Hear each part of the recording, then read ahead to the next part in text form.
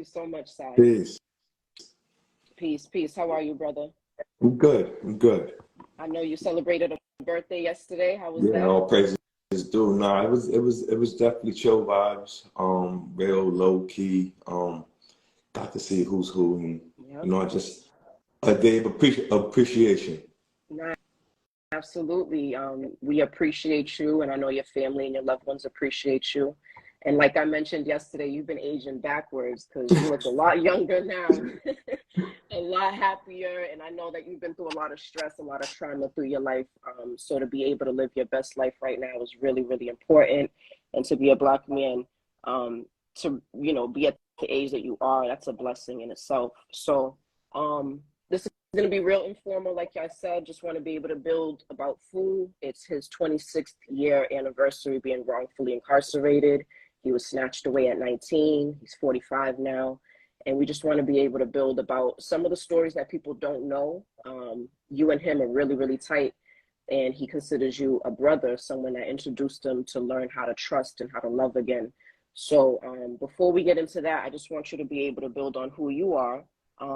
Because if you've been living under a rock and you don't know who Sean Ellis is, then maybe need to do a little research, because wrongful convictions here in Suffolk has been going on for a long time, and Sean is another victim of that. So I'm going to let you take it away, Sean. Yeah, peace. I'm saying thanks to everybody for joining. Not joining to hear me, but joining to support Fu. I definitely appreciate that. And if you know anything about Sai and Fu and Sai, that means a lot. But my name is Sean Ellis. I did 22 years in prison for a crime that I didn't commit. I ended up fighting, I think, a total of 28 years to clear my name fully and completely. I was released in 2015. I had some initial charges dismissed in 2018, and then I was fully exonerated in 2021. I'm the subject of a docu-series on Netflix called Trial 4, which speaks to not just the corruption that happened in my case, but the culture of corruption that existed in the Boston Police Department, especially around that time. In the docu-series, it kind of highlights how rampant it was, and how well known it was to some, and how others weren't made aware of it. How there was a culture of stonewalling to kind of keep the information hidden, and as a result, there's a lot of innocent Black and brown men and women, and let me be clear, in some white men and women, innocent white men and women that are in prison. So part of the things that's done now is work to highlight the injustices and the corruption that's taking place within our criminal legal system. Yes. And it's been taking place since the early 90s and still till this day, and probably before that. So it's one of the things, and maybe a lot of people might not know that I got my paralegal certificate when I was in prison. I wanted to get a college degree in paralegal science, but the institution that I was at, for some reason, wouldn't allow me to take college courses to get my college certificate while I was in prison. But that's a whole nother story. We're here to talk about Fu. But the thing is, in my research, right, trying, I know that there was something wrong, but trying to get the law to express it, right, here, especially here in Massachusetts, we didn't have language in our case law that was favorable to this sort of thing, and so I found cases that spoke to misconduct in other cases, right, but it was never really dealt with.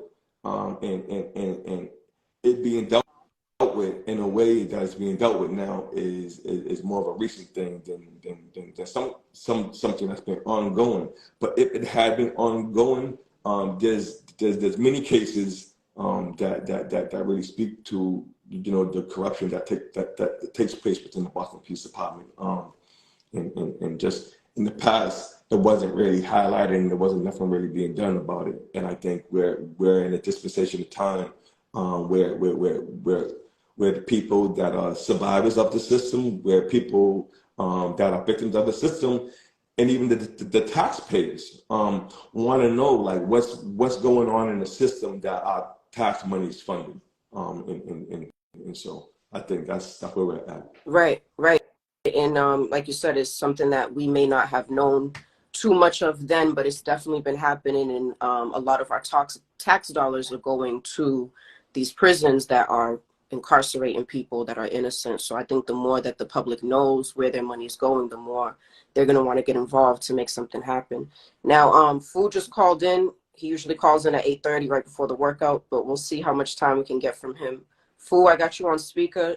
Sai is on live, building about you and his relationship. Is there anything that you want to say? Always want to outline my appreciation for him.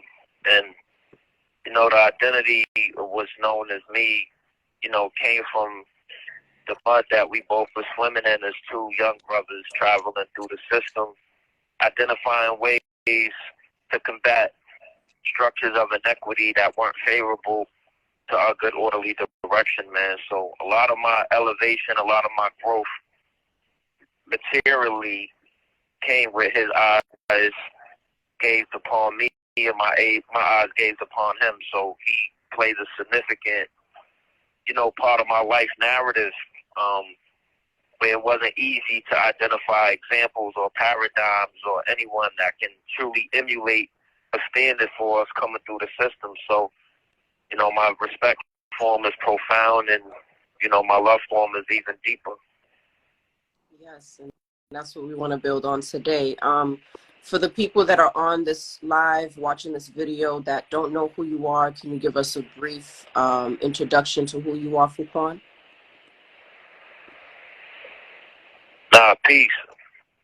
I'm a, you know, black man in America who's been physically incarcerated for now the last 26 years, not only fighting for my freedom, but fighting to bring a level of self-awareness to others who have also lost their freedom or been deprived of an opportunity to fight for it. I'm from Dorchester, Roxbury section of Boston. Definitely a native son of Black Medina. Yes, and I'm just a warrior. I'm not a worrier. I'm not someone that gets bitter or broken. I utilize opportunities to elevate with the intentions of elevating everyone else around me. So in that instance, I'm self-made in a capacity that I don't rely on anything outside of sheer will to create within me what I need to see without. So in the core, that's the core of who I am. Okay, definitely. And while we have you, I know you're trying to go work out. Ain't no workout this morning, man. He's very disciplined, very consistent. Nothing really derails him from his routine. So I'm going to take as much time from him as possible. Can you just, from your perspective, tell us a little bit about you meeting Sean in the penal system? And then I know Sean will be able to elaborate a little bit longer once we get off the school hall. I want to know he remembered the first interaction. I remember the first interaction. I knew it was. Now I'm trying to go into the Rolodex and just organically, the first circumstance, like I know it had to been related to him, because back then I was caught up in the culture and utilizing the culture so much. My entire language was supreme mathematics, supreme alphabet. If you came into my cipher, most people always ask me, why did I say this? Why did I say that? What do I mean by that? And our encounters was no different, but it wasn't, his cipher wasn't challenging towards me. He was always just inquisitive and just inquiring as to why I was saying this and that, because it wasn't foreign from him, but he never heard it, I guess, manifested in a way that I was actually standing on it. And this sparked like a curiosity in him But that began a long series of conversations and bills that we had that ultimately brought us closer in that regard. So it all started with just hearing about the culture and just not even me directing it towards him just hearing how I articulated myself in alignment with like supreme mathematics and supreme alphabet, but just basic things. Oh, you can keep going. Yeah, yeah, and it's like that's definitely the culture of Saiyan food, right? Because Saiyan food is an actual culture. Like I wasn't like I would tell brothers that I loved them in the prison. You know what I'm saying? Like I used to work in the gym, and we'd leave the gym, and I'll go back to the unit that I was in, and he'd go back to the unit that he was in. And before we beat the pot, I just told him, "Yo, bro, I love you, bro," and never return it, right?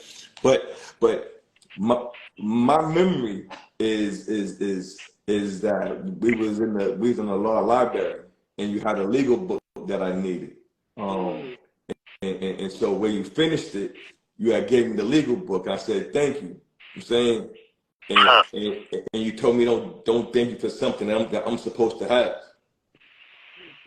Right?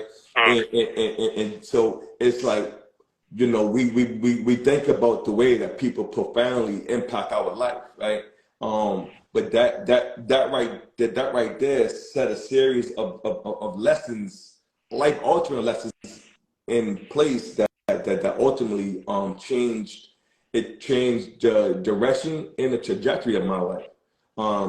Because a lot of what I do now out on this side of the wall is based in the relationship and the work that me and Fu-Quan was doing on the inside.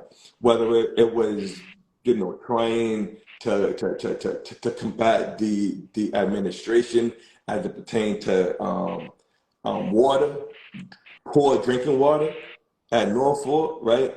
Or we dealing with the administration because the plumbing system is messed up, and they gotta have porta potties and it's unsanitary, and like whatever it is, right?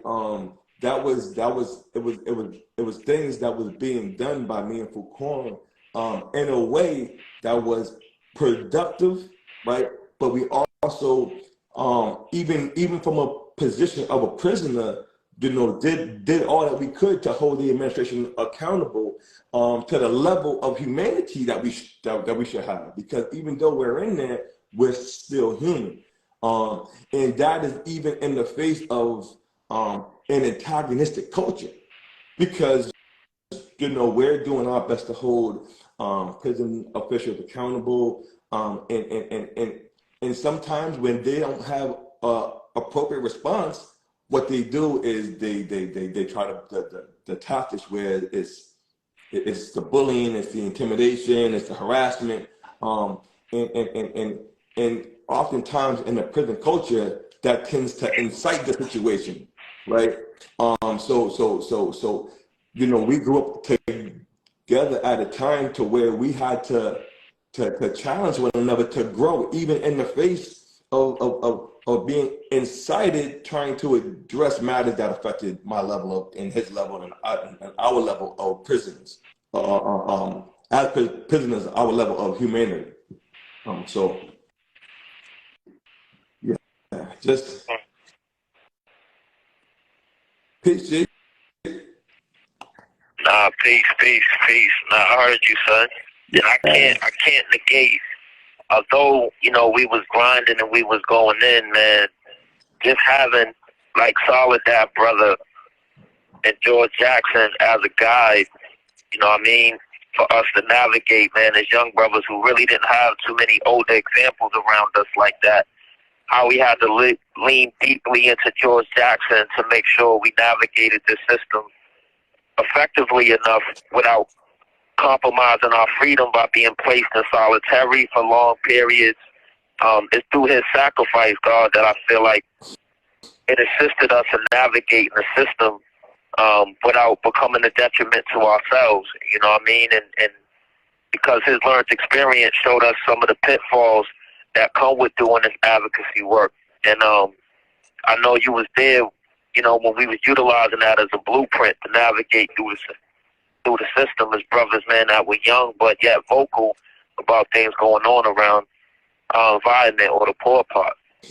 Yeah, I mean, it's like, if you really think about the psychology, you got like young black men, right, in prison, right, but we're saying peace, right, and standing on that 10 toes down. It's like, nah, peace. And it isn't that like brothers was in prison as like monks and things didn't happen in prison. It's like brothers gonna stand on the 10 toes down. It's like the caller has hung up. It's like not falling victim to any element of that prison culture, right? But still standing on peace. And so when we say peace, it's like, yeah, it's like absence, chaos, and confusion, right? But also as an acronym, saying positive education always correct errors. So as I've been saying, peace to brothers, we're also telling them proper education always correct errors.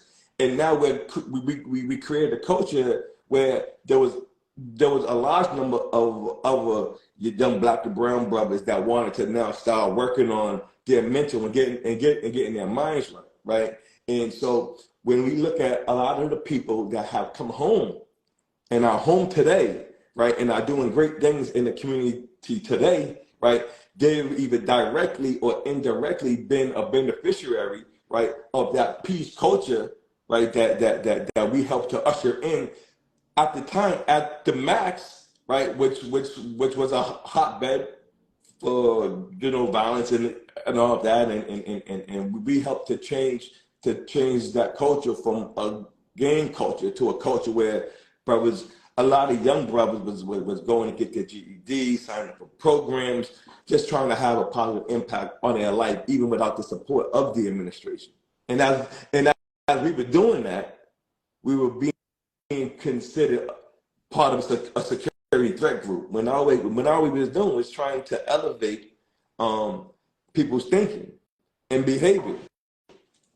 Exactly. And, you know, that's number one public enemy to America is an educated black man. So you guys coming together as two strong, powerful people in the penal system. And you said in the max where it's, what is it, 23 hours in?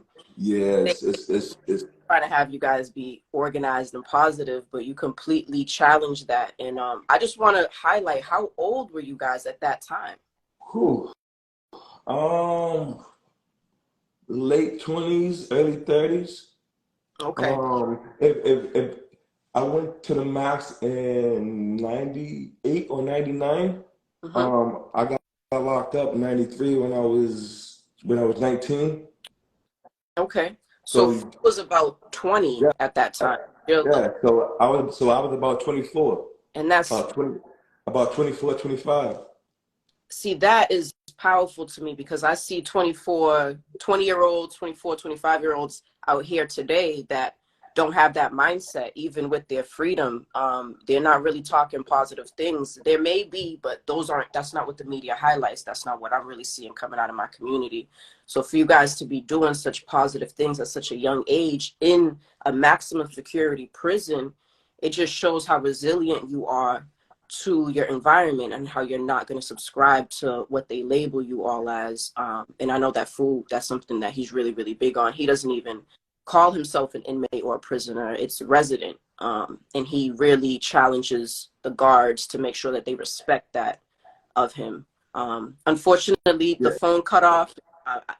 This is an unauthorized call, so I may be listening. But I was glad that you guys were able to build directly because he got a lot of love for you. And he introduced me to you as Scientific and just going in on how you guys build and breaking down science and protons and neutrons. And I'm like, I don't even understand half of this, but it all connects. It definitely all connects. And those are some of the lessons that brother gave me, right, to help me understand life. You got to understand that, like, I was trying to understand what was going on in my life. Right, in prison for something that I didn't do. And I'm like, listen, like, I needed my life to make sense. I needed my life to have value and meaning to it, right? And that's some of what my relationship, that's some of what came out of my relationship with brother, right? It's having meaning, having direction, and being able to push, forward, yeah. But it's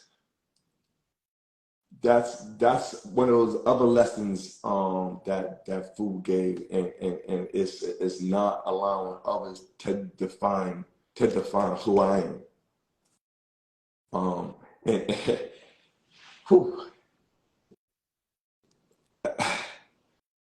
Speaking about science just a second ago, and I remember when I was in prison, my mom was diagnosed with cancer, and she was given limited time, right? And all praises due.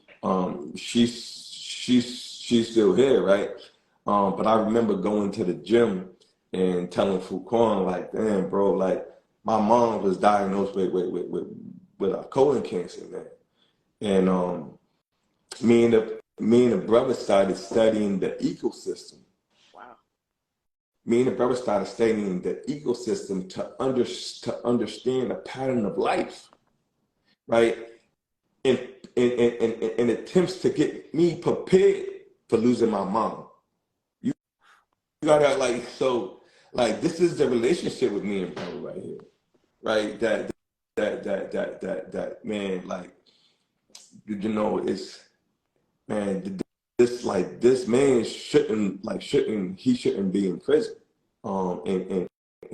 And so I don't want to leave this space, not to say we're leaving anytime soon, right? But I don't want to leave this space without putting out the request, right? That if you know Fu-Quan, if you've encountered Fu-Quan, if even, and that's directly. So sometimes you hear things about people, right? Sometimes you encounter people and you get that direct interaction, right? But then there's other times where you encounter people who've encountered people, right? And I don't say necessarily at your first encounter that you believe what you say, but when it's a consistency in what you're hearing, right, about the good works that's being done about somebody, I think you then become qualified to say, well, yeah, I've consistently heard that this person is of this caliber, and I support having a person of this kind of caliber back in the community, right? So there's value whether you've encountered Fu-Quan directly or you've encountered Fu-Quan directly by the people who have impact, whose life he has impacted, or whose life I've impacted, because I am because Fu-Quan is. You gotta, like, if you was on the call and you heard it, he is because I am because he is, right? It's Sai and Fu inside, right? And anybody that knows us knows that just to be actual fact. That doesn't mean we're not individual. We're definitely individuals, and he stands on his own too, and I stand on my own too. But there's something about Sai and Fu. And so I just wanted to put out that request there. Our brother's coming home and he needs letters of support. So reach out to the Free Fu-Quan page, the Harriet Tubman Project page, to offer your support, and that would be greatly appreciated by myself, Fu, and his family and supporters. But Pete, I didn't mean to go on a tangent, No, but I didn't want to leave this space and not have the opportunity to say that.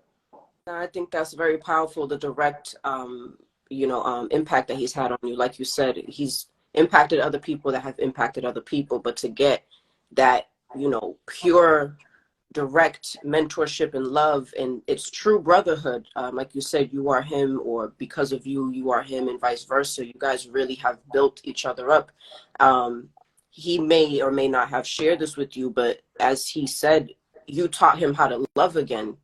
He was wrongfully incarcerated because his best friends, people that lived in the household with him, testify that he did something that he didn't do in order to save themselves. And To be so young and to be in a maximum security prison and then meet another brother that's going through the same thing and be able to say, I love you, that was really difficult for him in the beginning.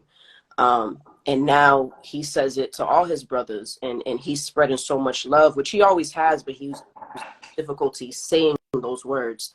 So you've showed incredible love, and you've been a huge part of his support system throughout his years of wrongful incarceration. And you deserve your flowers as well, because it takes a lot to really hold somebody down through an experiences such as you and him have gone through. But thank you. If you're just joining, you know, Fu-Quan is a wrongfully incarcerated man out of Suffolk County, Massachusetts. He did time with Sean Ellis, and we're just, you know, bringing awareness to the 26th year of his wrongful incarceration. As Sean mentioned, we're looking for recommendation letters for the parole board.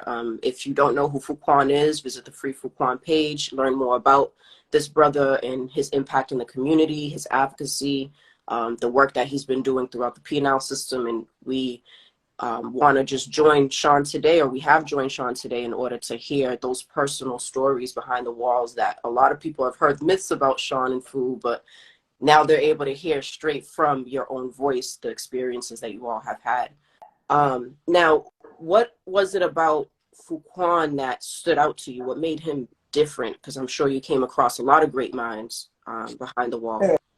One thing that stood out about Fu is, as we would say in today's language, he's staying 10 toes down in his positivity, right? But he wasn't a punk either, right?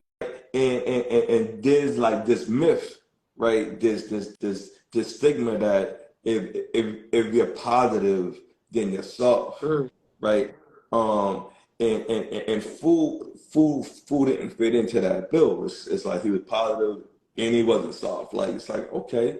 And then he was able to articulate his thoughts in a very clear way. And it's like, all right. So it's like he fell into my radar at that point, as somebody that I could rock with. And then, you know, I was studying with this brother, just working on getting my mind right.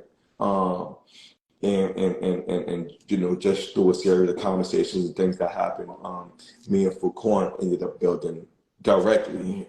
And I don't necessarily believe in the Big Bang Theory, right? But you know, it would people would say that's when it happened.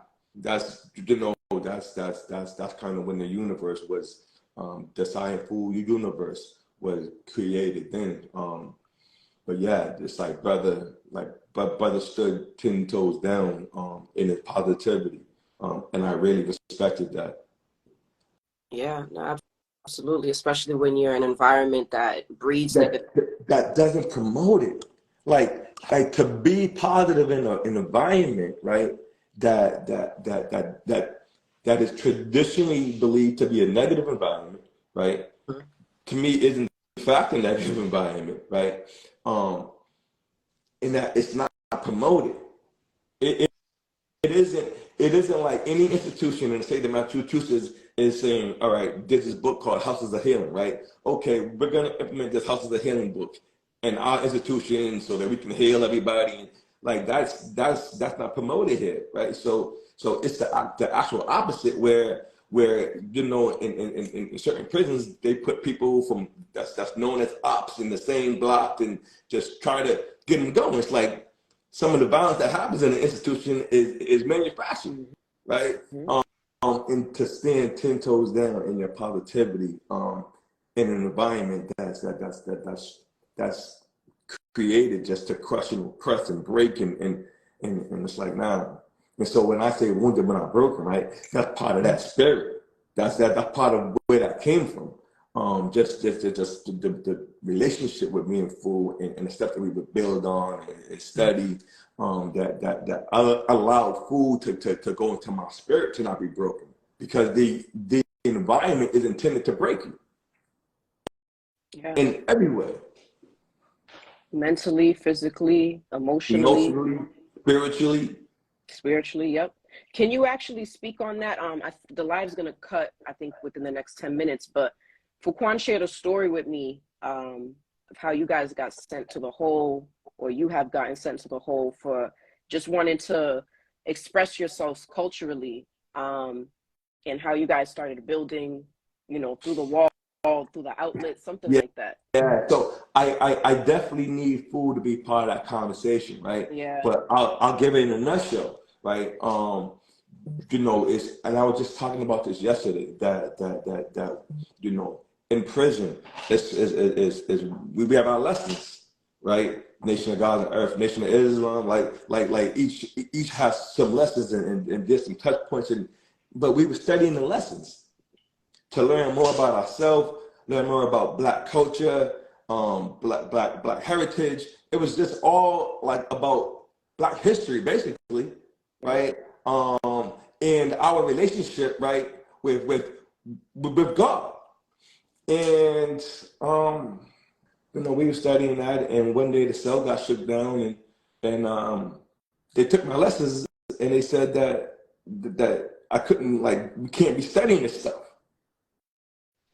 So we were on different sides of the institution. So when we went to the gym, there's a door. So, you know, I got somebody to get Fu-Quan's attention through the door. So we're sitting and we're talking through the door because that's how we had to communicate, because we was on different sides. It wasn't that way at first. We started on the same side and then we separated, and that's through a wall and a door. The separation happens, but you can communicate in the gym. So I'm telling Fool, like, yo, Fool, like they took my lessons. Like, they took my lessons. They said that you know, it's gang material, it can't happen. And he was like, nah, it's like, you know, what you gonna do about it? And so we ended up talking and ended up having to file a lawsuit against the Department of Corrections, right, to be able to study and learn more about myself as a being. So you know, I definitely want Fu-Quan to call more, because there's more to get into as far as that's concerned. But if they would have been allowed to do that, right, without being held accountable, right, I can't say that I would be the person that I am today, right? But it's when you're dealing with a lot of battles, and you got to remember, I was dealing with my case, right? And then now to be oppressed even further and say, okay, now you can't think, you can't think freely. You understand? It's like when I get to speaking about that 13th Amendment, right? That's very, very real. It's like slavery is abolished except, right? And so when I think about that 13th Amendment and how it landed on me and how it impacted me and how I interpret it, and how I interpret the 13th relationship and with me in my life, it's like I was in a situation where I was told that I can't think a certain way. So not only do you put me in prison for a crime I didn't do, you also say you can't think that way, and if you do, then they'll put you in a hole.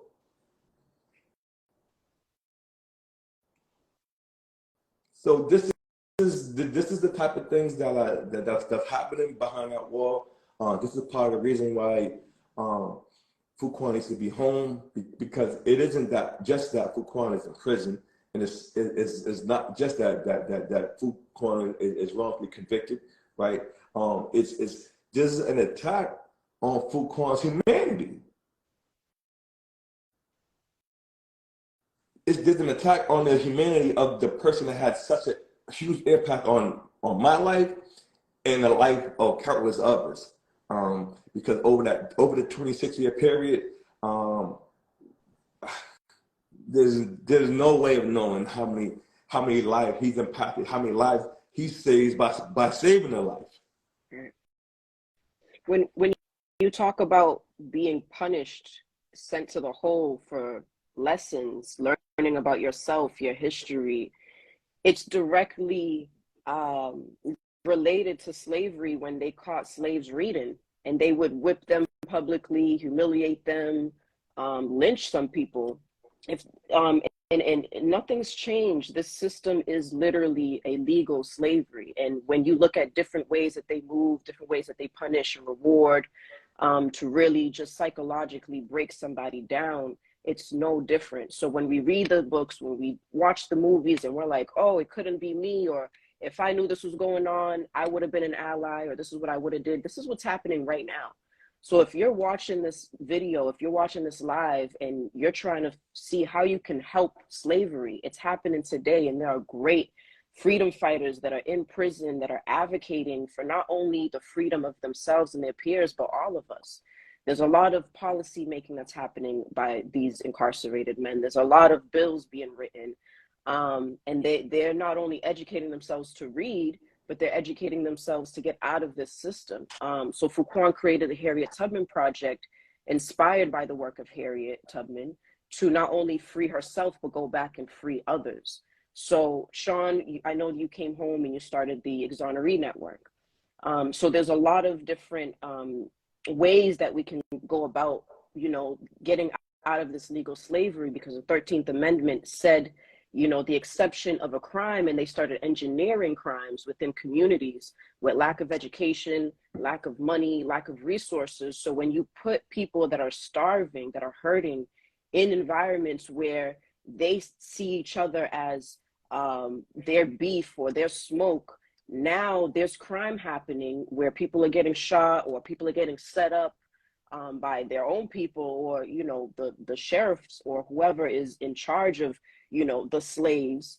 So now you have people incarcerated for things they haven't done. And today I'm just glad that we're able to speak on Fu-Quan's character, because he's had the audacity to advocate for himself and advocate for others, and he's taken the punishment that comes with that. And people don't hear those stories. People don't see what's really going on, and we have to get him out of there. And now we have the law where we can use the law to help us get out. And before we wrap up, do you want to talk a little bit more about the Exoneree Network and what it is that you provide for those that are coming home? Yeah, I just if I can just touch back on the 13th for a second too, because a lot of we don't talk about what happened in the prison a lot, right? But I do recall, right, when I first got a Walpole in 1995, right, I was forced to work under the threat of going to the hole. And guess how much the income was? I don't want to guess. Right. Okay. Some jobs, 10 cents a day.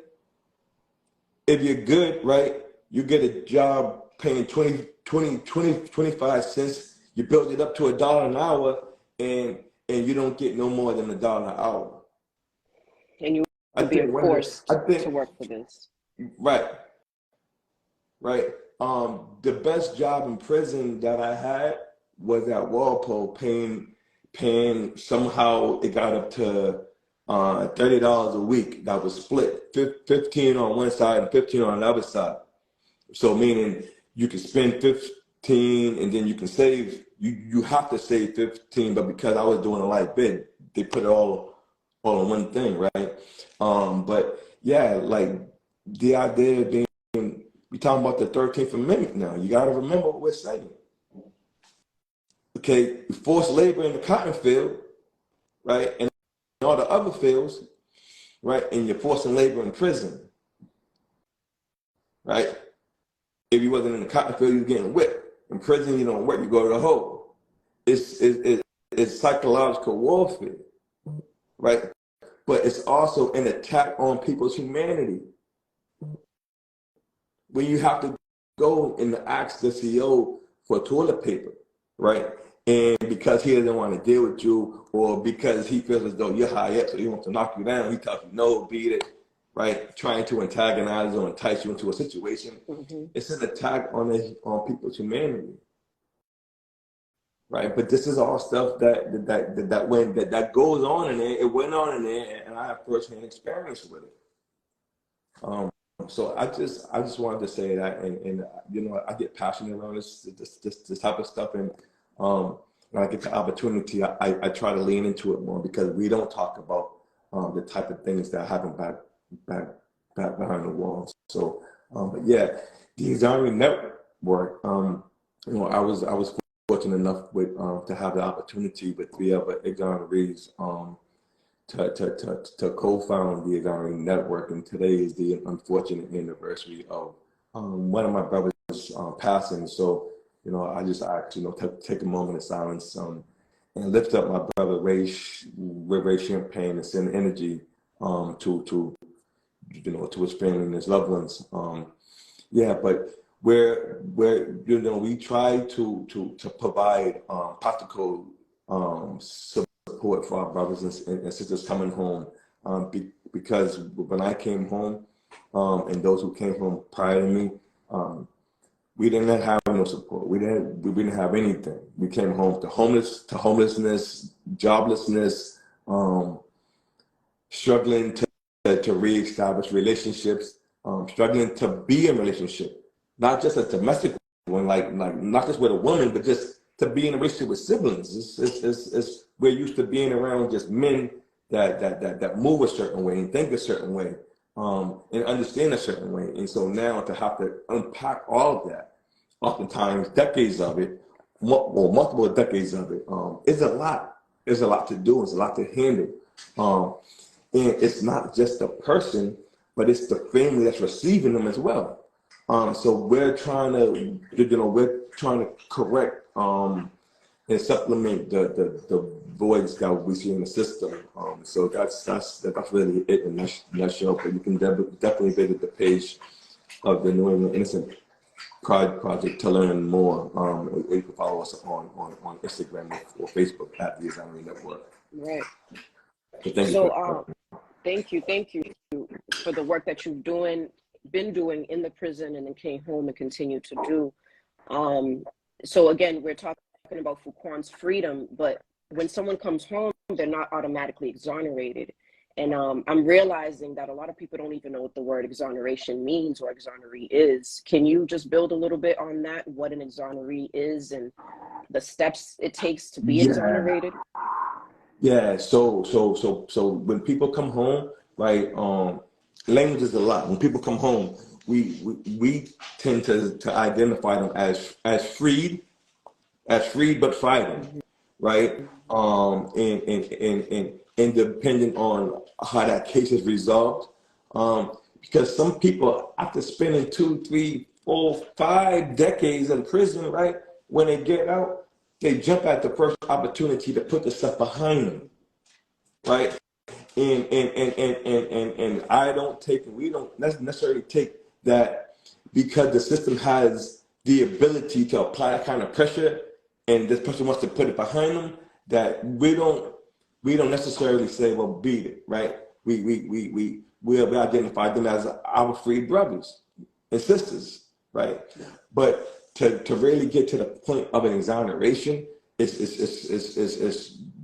you're cleared, like you're cleared of all your charges, like and you presented your case of innocence, and your case was resolved in a way where you either have actual or factual innocence as a legal basis, and that's what an exoneree is. Right. I don't know if I answered the question. No, that answers my question. So in a nutshell, people can come home after doing, like you said, 1 to 5 decades of time wrongfully incarcerated, but that doesn't mean that their record shows that. They still have to put in the work furthermore to go to court and fight for their actual or factual innocence to clear their name. Like, that's a whole nother fight, because when you come home and you have a record that says that you've done this, that, and the third, which you haven't done, it's hard to get housing, it's hard to get employment, it's hard to reintegrate yourself into society. So exoneration is huge, and it's a goal for many, and it's definitely a goal for Fu-Quan, but it takes time. And sometimes people come home first and work on their exoneration. Sometimes people work on their exoneration from prison so they can just come home straight free. It's a lot of work. It never stops, and it's a scar that never leaves you, I can imagine. And it's just, you've done great work. You said 23 years incarcerated, 28 years fighting for your actual freedom. 22 years incarcerated, 28 years total fighting. So from the 22 to, so that 6 years you were just fighting for your exoneration? After being released in 2015. So from 2015, I continued to fight until 2021. Wow. So you have to relive your trauma every day. But the 2020, 2021, just reliving it, more and more. And then it's like you get, you reach a point to where you would think that there's opposite apologize, but there's none of that. And so, you get to the point to where, it's like, okay, I don't need you to apologize. I don't need you to define me. I can define myself. And the people will apologize. Wow. So the apology is not something that's mandatory, and people may or may not apologize, and the accountability is just almost never there, emotionally, mentally, financially, physically. There's really nowhere to get that accountability. So the fact that you and Fu-Quan really spent time on your lessons, learning about yourself, and really trying to find an explanation and a purpose in life through all of this, it just shows how, rooted you all are and how you leaned on each other. And before we wrap up, what is your vision for Fu-Quan? What is your hope, when he comes home? What are some things from your perspective, since you've been there with him? Like, he's 45. So it's just really starting all over again, learning Boston again. Like you said, relationships with family, just learning how to be there and be in support. Before we wrap up, what is your vision for him as your brother, or what is some words that you can share with us to just really encourage those that don't know who Fu-Quan is to go ahead and learn more about him and what he has to offer the world when he returns to the free world? So for those who don't know who Fu-Quan is, and Fu-Quan, I also say this, Fu-Quan, also known as Rickey McGee, also known as Fu-Quan, because when he's into the courtroom, right, they're gonna address him as Rickey McGee, and so I want people to know that name. When I say Fu-Quan, I'm talking about Rickey McGee, and so one of the things that I want for my brother is when I came home, I had to figure it out. I had to figure it out on my own, and I'm still figuring it out, right? And I've gotten more support trying to figure it out. But I've been home about 8 years now, right? And so my vision, my want, my desire for my brother is that when he gets home, right, that his figuring it out, his learning curve is that much more or less, because he can lean on, right, and lean in with those who came out a day before or a year before, to kind of narrow some of that. It's taken me 8 years to get to where I'm at. Here, mentally, emotionally, it's taken me 8. It's a process, right? But it's taken me 8 years just because when I came home to a void. And that void is slowly being like filled in with the Exoneration Network and Transformational Prison Project and these other organizations that are popping up to help address the things that we deal with. But I just want my brother to have less of a learning curve, and be able to receive more love from our people, because we've been able to come home and beat down some of the stigmas and stereotypes, and people are starting to understand how to deal with us now. Those who are coming home from that unnormal, at best, culture. It's like that place is lower than unnormal. There has to be something that goes, okay, once you're unnormal, you go into something else, which is what that place is. And so to the extent that we don't put anything in place to help address the harm that happens behind there, right? And we're the only ones that can really address address it, but we need the help from people with the resources, right? But we're the only ones that can address it because we know what happened. We know how it affected us. We know how it landed. We know how we carry it. Like we unfortunately become trauma experts in a whole nother way, right? And people that went to school for it and all that, right? They can't tap into this kind of stuff. Unless they go and spend 2, 3, 4 decades in there. I don't know no one in their right mind is going to say, yeah, let me go in there so I can get this experience to be able to do some of this experience and combine it with my education and come up with some kind of concept and theory to help the people coming from this experience. No one's doing this, so that we have to be at the forefront of it. And I know that when Fu-Quan comes home, he absolutely is going to join the fight and working to address and help to restore humanity. We're talking about humanity. Yeah. We're talking about humanity. At the end of the day, we're talking about humanity. We're talking about people doing wrong to people and people trying to correct the wrong that's being done. This is human stuff. Yeah. No, you're a trauma expert. That's unfortunately very on point. That's exactly what you all are. So the brothers that have came before Fu-Quan, having them help him from their perspective, I see how important that is. I understand that. And the great thing is, I think Fu-Quan kind of has a head start because this is the work that he does from the inside. He's taken gang members, he's taken people that are actual killers and helping rehabilitate them from the inside and putting their egos aside to show that they're all brothers and to show their strengths in the community. So using those strengths of maybe organizing a gang to organizing a program within the prison. Those are the type of things that Fu-Quan does for free, just out of the goodness of his heart. So being able to have that offered to him when he comes home, because things have changed here, things move so fast. So to have brothers like yourself that have, worked on themselves and just learning from the mistakes that can come from just reintegrating yourself into society, I think it's really important that more of you all come together to create those support systems. And definitely Fu-Quan is going to come out here, putting in the work. I wish he would rest a little bit, but he doesn't know what rest is. The man barely sleeps because he just wants to save the world. And he is doing it, one person at a time that then affects the other person. Like you said, there's direct mentorship and then there's the indirect mentorship.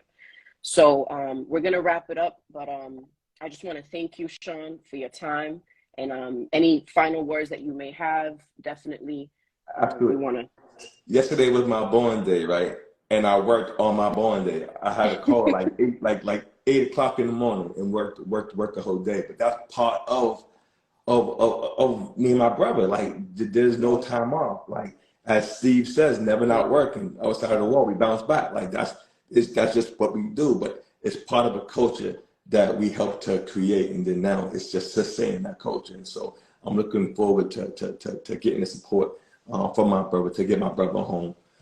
So that we can continue to do the work that's already being done. Because absolutely, I remember many hours Fu-Quan we spent walking track with people that was considered gang members, people that was considered enemies, mediating beefs, just trying to get their mind right, just all that. And so, I'm definitely looking forward to seeing Fu-Quan out here. Absolutely.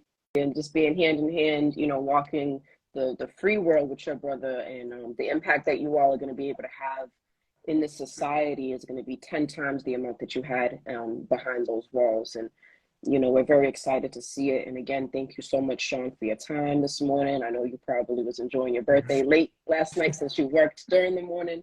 So I appreciate you getting up early with us. Thank you, everyone that took their time to join the live, and just, continue to do the right thing, because there's people behind the walls that are doing the right thing, whether we see them or not. And that's one of those people is Allah Fu-Quan, otherwise known as Rickey McGee. Thank you all. Happy birthday to you, Sean, all week. You have a lot of time to make up for, a lot of birthdays to make up for. So right. Please make sure that you make time for yourself, and peace to the God. So just high in the house. Yes. You already know. All right, bro. But no, I definitely appreciate you, and thank you for your patience early on, Jack.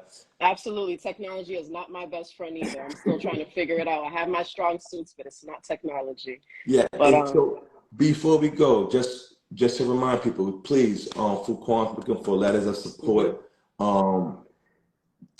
Tap in with me, tap in with Jackie. You can reach out on the Free Fu-Quan page, on the Harriet Tubman page. Follow the Harriet Tubman page. Follow the Exonery Network. But yes, just let's create a community of love and support, man, and help to get Fu-Quan home, please. thank you very much for that. Even if you don't know Fu-Quan, you may know someone that he transformed their lives. So to be able to speak from that perspective is even more impactful. But yes, please, even if you're just not for this system, this is, again, a legal slavery. So if you ever wanted to do anything to fight an oppressive system, it's happening now. So just writing a letter, whether you know him or not, would be extremely important. But take your time to learn about the brother at the Free Fu-Quan page, and reach out to Sean anytime on his page as well. He knows the brother directly. And thank you again, Sean. We appreciate you, and you have a blessed day. All right, someone's saying spell it on your page, so if you can respond to that. Oh, spell. Okay, so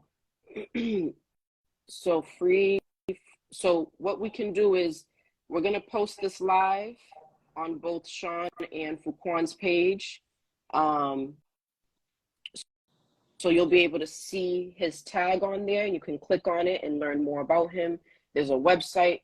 So Fu-Quan is Fuquan. You can go on the freefuquan.com. You can go on the website, Twitter, IG, Facebook. But any other questions you have, feel free to DM Sean or I, and we'll take it from there. And thank you for all the questions, because it's definitely good to get clarification.